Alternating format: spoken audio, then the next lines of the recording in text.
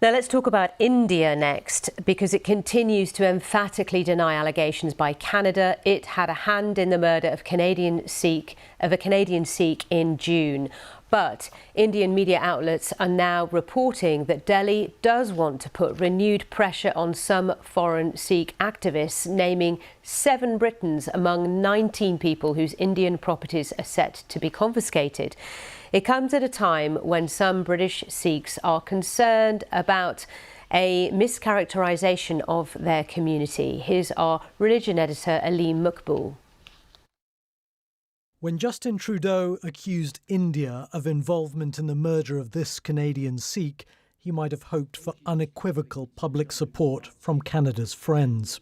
A lot of your allies have been silent on this. I wonder what your reaction to that is, and if you do. But that hasn't come even from the UK, leaving Prime Minister Trudeau a lonely figure and British Sikhs upset.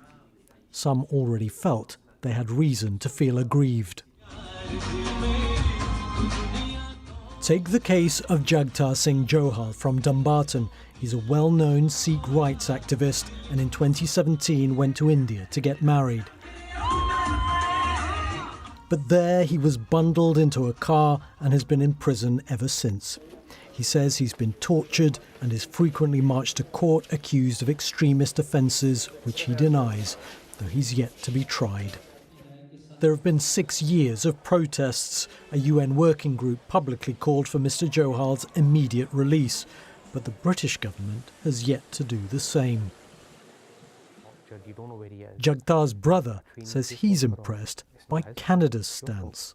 The Canadian Prime Minister stood up for his citizen, heard about what's happened to one of his citizens, and as a result he's went into Parliament, spoke to the opposition and said what he did. I don't see Rishi Sunak doing that. Good morning. The Prime Minister has said he wants Jagtar Johal's case resolved as quickly as possible. Nice to see you. But Narendra Modi's administration has long demanded Britain do more to counter a resurgent movement of Sikhs in the UK supporting a breakaway homeland, one they want to call Khalistan. The UK government's former faith engagement advisor agrees. It was a major finding in a report he published earlier this year. I think the British government have been, for many, many years, naive in not addressing the pro-Khalistan extremists and Sikh extremists that have been hiding in plain sight in the UK.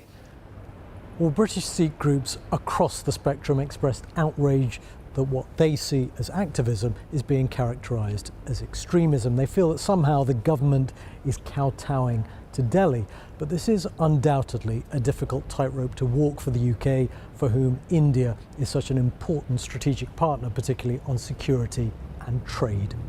Aleem Maqbool, BBC News at the Foreign Office.